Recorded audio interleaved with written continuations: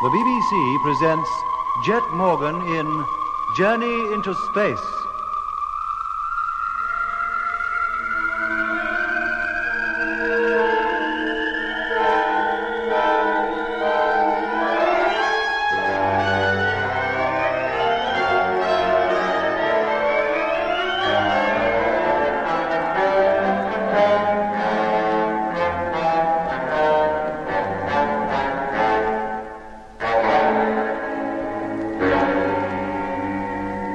April 25th, 1971.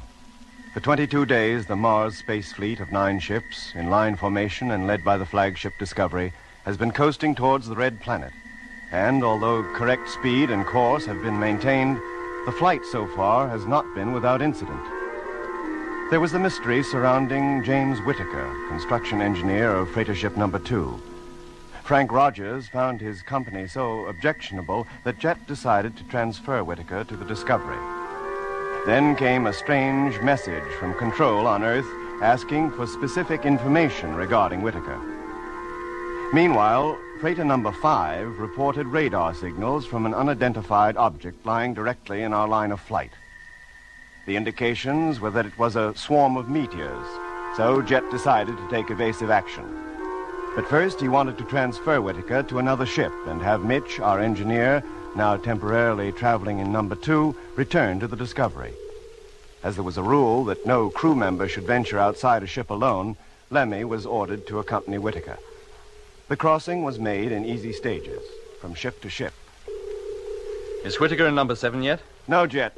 He and Lemmy are hardly in the airlock. Well, let's get that radio, Doc. I'll talk to Johnson. Right? Hello, freighter number 7, flagship calling. Hello, flagship. Johnson, number 7, calling. Listen, Bill. The second Lemmy and Whittaker get into your cabin, put Whittaker on, will you? I want to talk to him, urgently. As you say, Skipper. I was just about to let them in. That sounded like an explosion. Hello, number 7. Hello. Jet, look at the televiewer.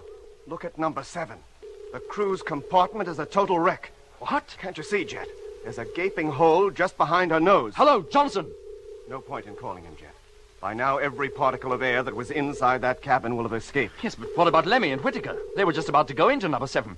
Hello, Lemmy, can you hear me? Whittaker!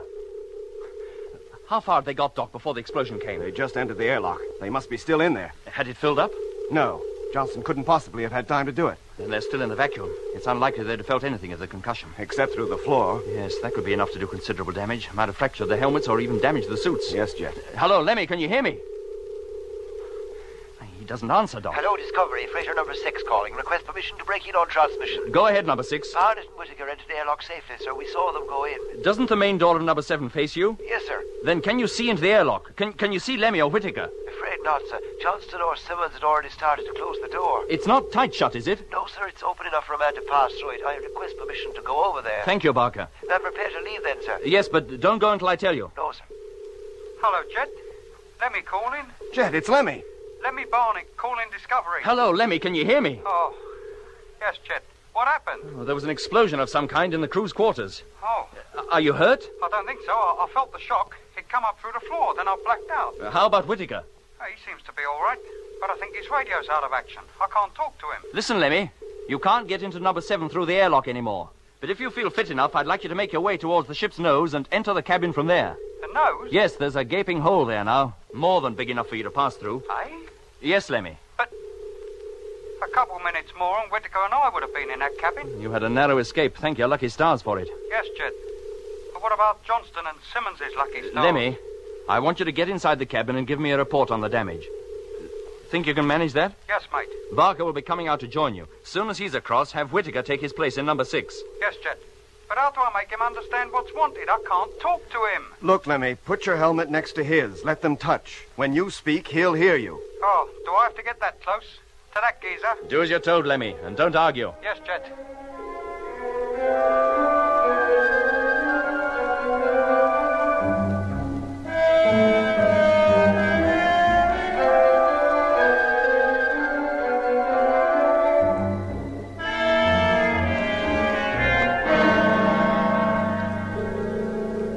Discovery, Barker calling. Have reached number 7 and now hitching safety line. Have you in full view? Now walking up side of ship. Toward nose. Put in the telescopic lens, Doc. Let's get a closer look. Telescopic lens in. That's better. Nearing ship's nose. Blimey. What is it, Lemmy? There's a hole here big enough to drive a bus through. Which way was the force of impact? Inwards, Any vaporization? I'll say. I thought as much, Doc. A meteor. Yeah. Lemmy, Yes, Jet? I'd like you to go down into the cabin. Can you do that? Through the hole, you mean? Yes, Lemmy. You'd better take the flashlight, Lemmy. You'll need it. Yes, mate. Are you all set? Yes. Then here I go. Touching bottom. Now. I want to know if there's any chance of our saving the ship. Yes, Jet. Oh, blimey. What is it? There's another great hole on the opposite side of the cabin. That meteor must have been a colossal size. It swept right through the cabin clean as a whistle and took most of the main control panel with it. That puts paid to any chance of using the motor. Yeah. Apart from that, Jet, everything else seems to be intact. Can you reach the cargo hatch, Lemmy? I'll try. Go carefully. Yeah. Oh. Jet, let me get out of here. What is it? Barker, you pull me up. Quick, mate, pull me up, please. Stand by, Lemmy. Haul it now. Oh, thanks, mate. Oh, I wouldn't go back in there again for all the rice in China. Well, what was it? What did you see? Johnston. Or Simmons. I don't know which. Lemmy, Yes, Jet? get back to the Discovery, quick as you can. I'll never do it quicker. And bring Barker with you, as far as number 2. Don't I go back to my old ship, Captain? No, you'll relieve Chief Engineer Mitchell in number 2.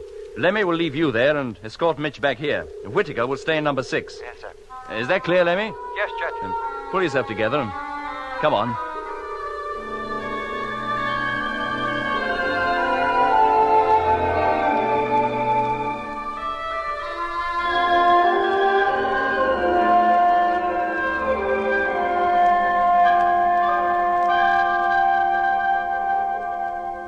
You mean you intend to change course and leave number 7 behind? Abandon her completely? What else can we do? She was hit by a meteor, wasn't she? And a darn big one at that. It's quite likely it came from the outer fringe of the very swarm we're approaching. We've got to take evasive action at once, and that means leaving number 7 behind. But she's full of cargo, Jet. Valuable cargo. Just the fuel she's carrying is worth its weight in gold. Mitch, to save the fuel alone would take hours. And meanwhile, we're getting closer to that meteor swarm. If it is a meteor swarm. We've hardly time enough to avoid it ourselves, let alone attempt any salvage operations. Okay, Jet. You're the boss. If you say abandon her, we abandon her. Does that go for Johnston and Simmons and all? Yes, Lemmy. I'm afraid it does. You mean we leave them there? Alone? In that wreck? Lemmy, what else can we do? But if anybody dies at sea, oh, at least they're given a decent burial. We're not at sea. If we gave them a decent burial, as you call it, all they'd do would be keep going with the ship. They'd merely be outside it instead of inside. That's all. Oh. Jet, if we're going to take evasive action, we better take it. According to my latest calculations, that object is less than 15 hours away. Right, Doc. Onto your safety couches and strap yourselves in. Righto, Jet. As soon as you're set, Lemmy, call up the fleet. Have them all listening out. Yes, Jet. Okay, I'm all set. Me too. Positioning control panels. Hello, Space Fleet. Flagship Discovery calling. Stand by for Captain Morgan. Thanks, Lemmy. Hello, Space Fleet. We're going to change course. When I give the word, all ships will tilt their noses 25 degrees upwards from line of flight. When we turn on the motors, the ships will take the new course and be carried high above the meteor swarm. In that way, we may avoid it. Stand by. Okay, Doc. Switch in the main gyro. Gyro, contact. Number 1, standing by. Number 2, standing by. Number 3. Number 4. Number 5. Number 6. Number 8.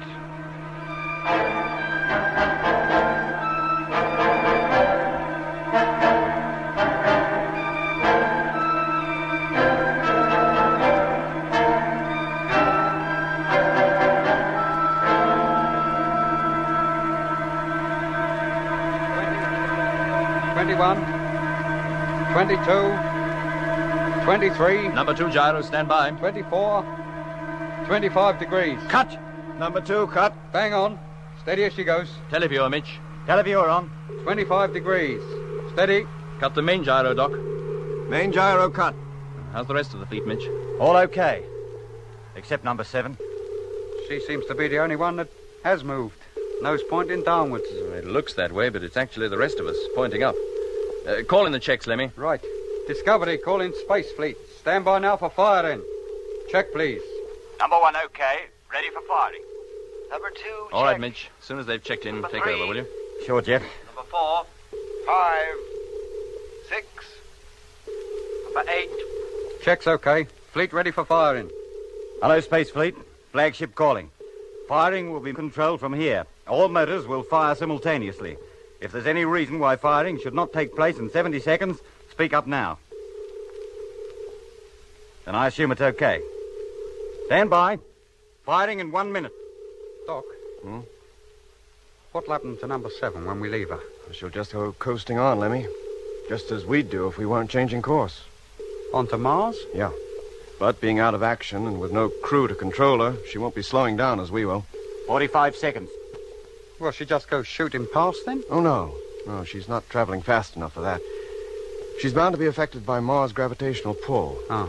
She'll almost certainly go into an orbit round her until finally she crashes on the Martian surface. We might see her again then. Possibly. It all depends on how passing through that swarm affects her. Oh, yes. I forgot about that. She'll still be heading straight for it, won't she? With Johnston and Simmons inside her. Yes, Lemmy. Iskadalva Iskadashamirabo. What was that, Lemmy? Nothing, Jet. 10 seconds. Firing imminent. 5, 4, 3, 2, 1. Contact!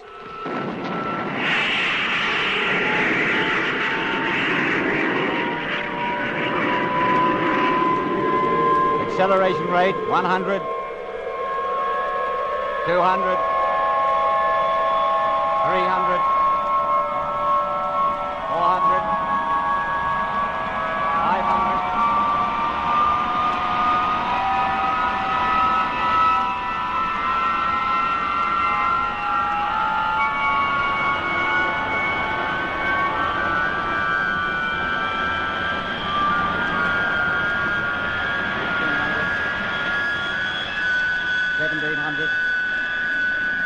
$1,700, $1,800, $1,900, $2,000. Cut the motor. Televiewer, Lemmy. Televiewer on. Oh, they're all there, Jet. Number 5 lagging behind a bit, but the rest still in formation. Right. Get the radar, Doc. That object should be beginning to drop below us. Right. Lemmy, call up the fleet. See if all crews are okay. And then have them get to work with their radar, too. Yes, mate. And when you've finished, get me control. I'll give them a full report on number 7 and tell them we've changed course.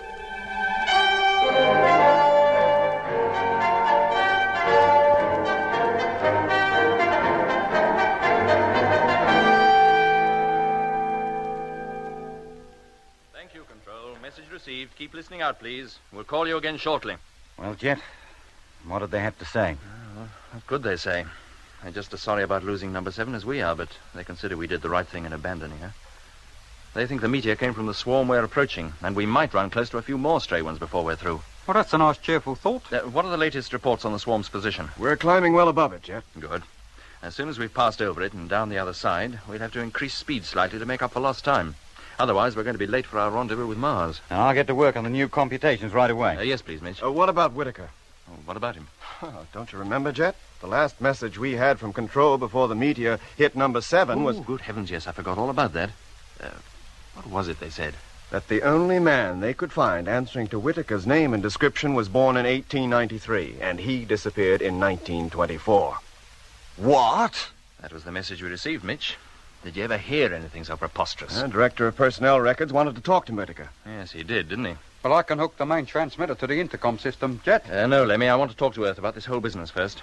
But if Control want to talk to him direct, why not let him? Because, Lemmy, the whole fleet knows of the uncanny effect Whitaker had on you and Rogers. If there's anything else about him that's unexplainable, I don't want any of the crews listening in on it. Particularly the pilot of number 6. He may have to spend the rest of the voyage with him. Oh.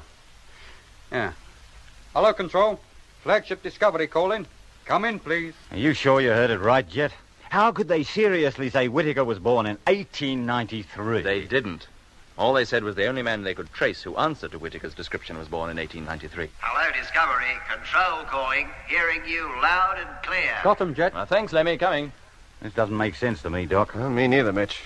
When does Whitaker say he was born? 1940. If you ask me, that's just about right.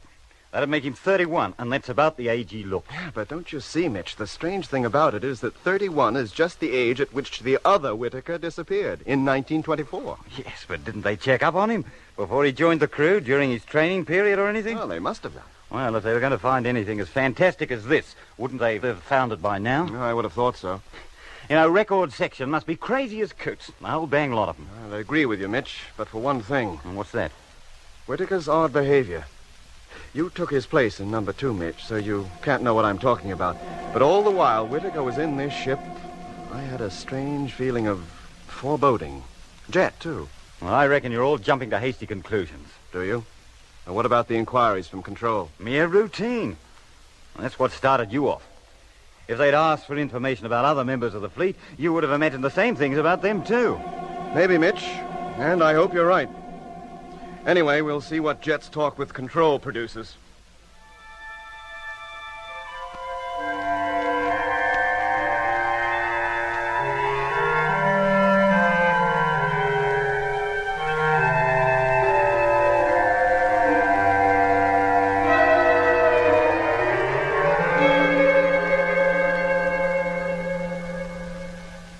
Well, gentlemen, I'm afraid I've some rather startling news for you. About Whittaker? Yes. What is it, Jet? You remember the journalists who came up to the moon to watch the takeoff? Uh-huh. Well, it seems when they returned to Earth, one of them hit on the idea of a personal angle for a series of articles for one of the national papers. Oh? What? Well, he thought he'd visit the relatives, wives, mothers, so on, and collect first-hand material on what it's like to be the wife of a spaceman. You know the sort of thing. He'd have a job with me. I'm a bachelor. He'd thought of all that, too. Any of the men who didn't have wives had their parents supply the story. How their sons had always been crazy on space travel since they were kids, always dreamed of going to Mars. Well, he ran 4 separate articles on us, giving our whole life histories. Apparently he left nothing out. Go on.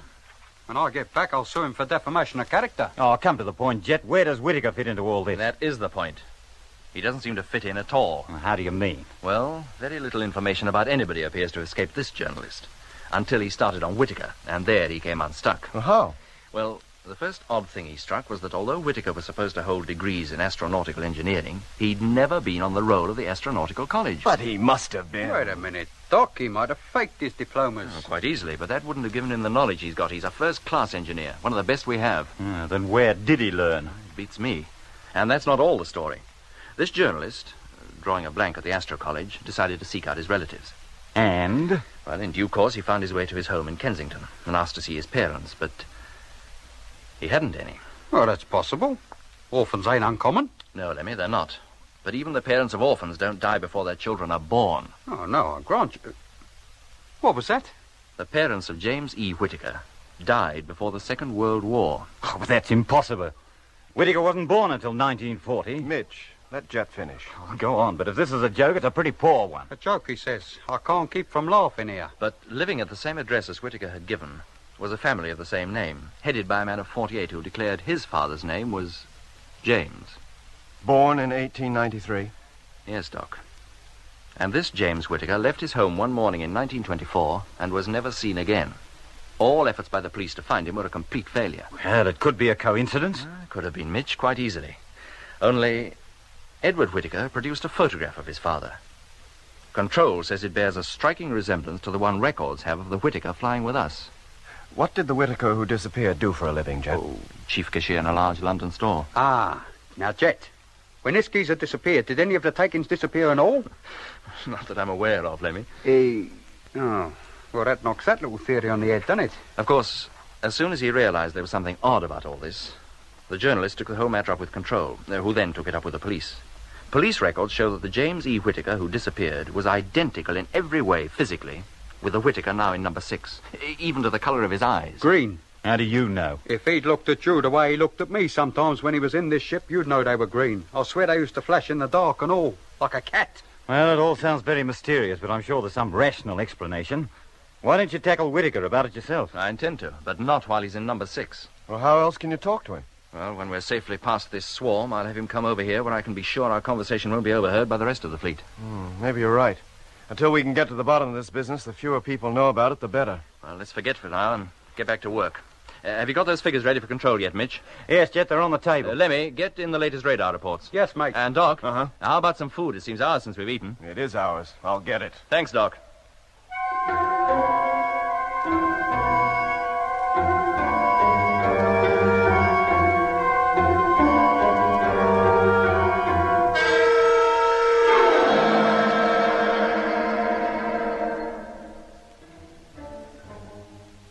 So, on the surface at any rate, the affair of James Edward Whittaker was forgotten.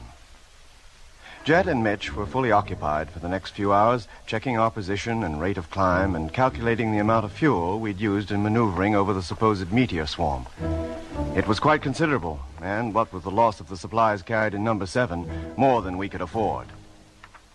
For my part, although I did my best to concentrate on my work, my mind kept returning to Whittaker. Time and again, I found myself relaxing from the job in hand and thinking of him and the mystery that surrounded him. On one or two occasions, I even thought I heard his flat, dull voice, and once even looked up, expecting him to be standing at my elbow. No matter how hard I tried, I could not get him out of my thoughts. And so it was for 4 or 5 hours more until a call from freighter number 5 brought normal routine to a standstill and all of us running to where Lemmy was working at the radio. Hello, number 5, Morgan here. What's so urgent? Have you checked your radar lately? No, there's no need. 4 ships are already keeping track of the swarm. Then you better check it quick. Those meteors we're supposed to be climbing over have moved. They're directly in our path again. What? But that's impossible. No, Skipper, I've already checked with number 4. His report's the same. All right, number 5, I'll check here. Call you later. Sure, Skipper. Mitch, Doc, did you hear that? I heard it all right. Put on the radar, Doc. Let's take a look for ourselves. Radar on? No object that size could change its position so quickly. It's ridiculous. Maybe, Jet. But there is something in front of us just the same. And the signals are much stronger now. Whatever it is, we're closer to it. But we should be thousands of miles above it by now. Well, we're not. It's less than 10 hours away and directly in front of us. Are you sure you figured out the right course, Mitch? Well, of course I did. Last navigational check showed we were coasting exactly along the line we intended. Well, maybe it's an entirely new object now. Perhaps this is a second swarm, one we just didn't know about. Look, Jet, we swept the area before we changed course. There was no reaction then. That's true. Well, how do you account for it? Doc, sweep the area below, where the swarm should be. Right.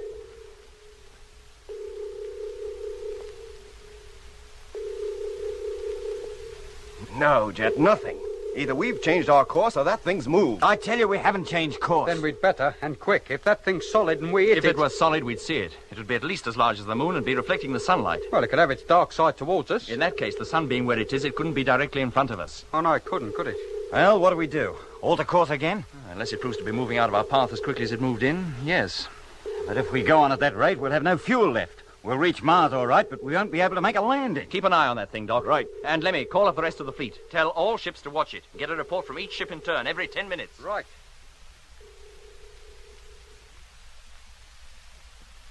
Still directly in our line of flight, Jet. Couldn't be more so. That's it, then.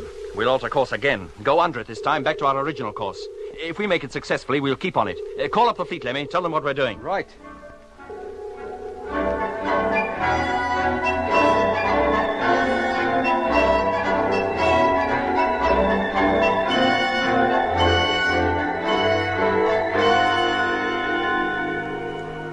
Well, that's that. Rotate the televiewer, Lemmy. Rotating. All there, Jet. In close formation.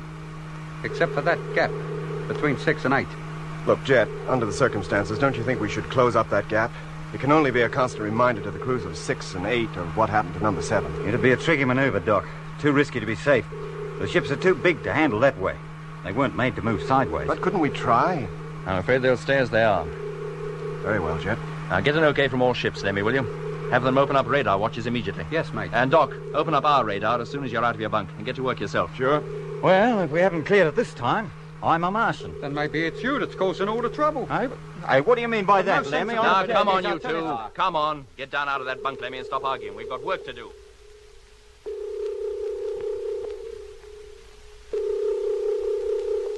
Hey, Jet. Come over here, for Pete's sake. Now what? That object, that meteor swarm, whatever it is, it's coming back. What? Yes, Jet, look for yourself.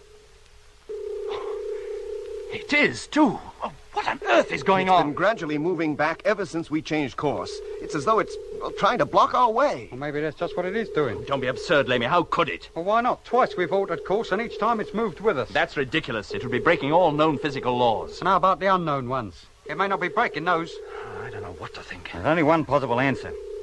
There are two swarms situated at different heights, and for some reason, whenever we're in front of one of them, we're unable to see the other. Oh, no, Mitch. It must be the same swarm. Well, the same or different. We're approaching it fast. What do? Try to avoid it again? We can't, Doc.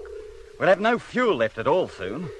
There's only one thing we can do now. What? Go straight on. Plow right through it. Oh, wait a minute. Talking about go through it. You mean the whole fleet? Well, I certainly don't intend leaving anybody behind. But look what happened to number 7, when it met only one meteor. But that must have been of exceptional size. We're not likely to meet another of that caliber in 100 years. But, Jet, if we deliberately go through a whole swarm of them, even small ones, at least one ship is likely to be hit. Not necessarily, Doc. In fact, the chances are against it. And in any case, small meteors will do us no harm. The meteor bumper will take care of them. Then why go to all that bother to dodge them in the first place? Why couldn't we have just coasted on and chanced it? Because, Lemmy, we don't take chances if we can possibly avoid it. But this is different. Well, you'll never get the fleet to back you, Jet. It's too risky. Well, it's that or turn back. Oh, no, we're not turning back. There wouldn't really be much point in trying. It'd take us so long to turn the whole fleet round that by the time we were ready to fire the motors, we'd be as good as on the thing anyway. How far off is it now? Less than 4 hours. Well, how about it? Do we keep going? Or do we rush around in space playing tag with something that's nebulous, that we can't even see in spite of its colossal size? Whatever you say, Jet. I'm with you. Me too. Wherever you go, Jet, I go and all. Good. Then call up the fleet, Lemmy. I'll talk to them. Yes, mate.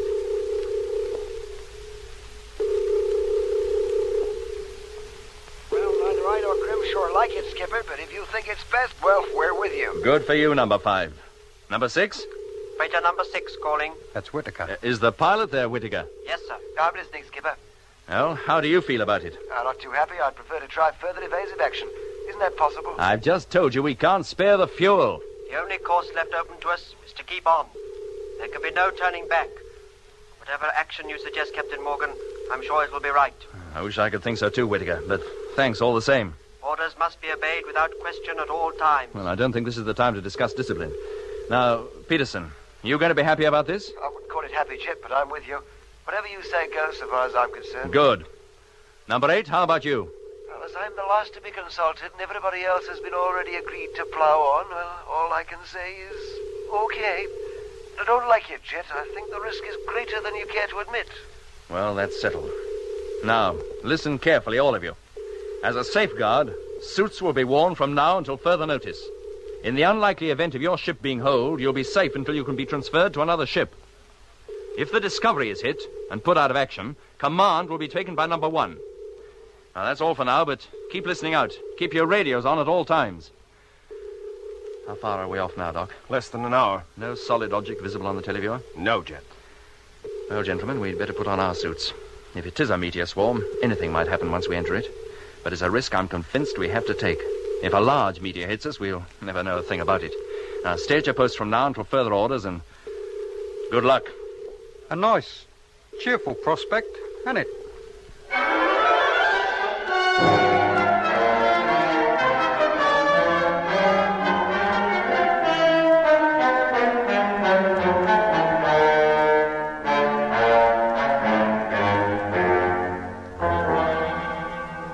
You've been listening to Episode 4 of Journey into Space, with Andrew Foulds as Jet Morgan, David Kossoff as Lemmy, Guy Kingsley Pointer as Doc, Bruce Beebe as Mitch, and with David Jacobs and Anthony Marriott. The orchestra was conducted by Van Phillips, who also composed the music.